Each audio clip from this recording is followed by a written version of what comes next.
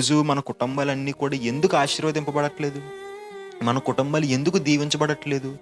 ఎందుకంటే మన దగ్గర ఉన్నది ఏది కూడా దేవుని కోసం ఖర్చు పెడదాం, 10 మంది కోసం మంచి చేద్దామనే ఆలోచన మనకు ఉండట్లేదు. చూడండి, మనిషి ఎప్పుడు చూసినా స్వార్థం. నా కోసం, నా కోసం, నా కోసం, నా కోసం. ఒక మనిషికి సహాయం చేద్దాం, సాటి మనిషి నాలాంటి వాడే కదా, వాడికి సహాయం చేద్దామనే గుణం ఎవరికీ లేదు. కానీ దేవుడు ఏం చెప్పాడు? నిన్ను వలే నీ పొరుగు వారిని ప్రేమించు. నిన్ను నువ్వు ఎంతైతే ప్రేమించుకుంటావో నీ పొరుగు వారిని కూడా అంతే ప్రేమించు. వాడి పట్ల కూడా అంతే కనికరాన్ని చూపించు. వాడు ఆపదలో ఉంటే వెళ్ళి ఆదుకో. వాడు ఏదైనా ఒక దుఃఖ పరిస్థితిలో ఉంటే నువ్వు ధైర్యాన్ని చెప్పు.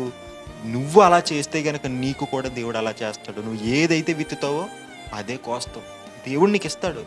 చెప్పాలంటే ప్రియులారా, దీంట్లో మనం ఎంతగానో గర్వపడాలి. ఎందుకంటే క్రైస్తవుల్లో అనేక మంది సహాయ కార్యక్రమాల్లోని, ప్రతి ఒక్కరికి సహాయం చేయడంలోని ముందుంటారు. ఒకవేళ మీరు కూడా అలాగే ముందుండేటువంటి వ్యక్తులైతే మిమ్మల్ని దేవుడు దీవిస్తాడు. ఒకవేళ లేకపోతే ఈ రోజు నుంచి ఉండడానికి మీరు ప్రయత్నం చేయండి. దేవుడు మిమ్మల్ని దీవించి ఆశీర్వదించును గాక. ఆమేన్.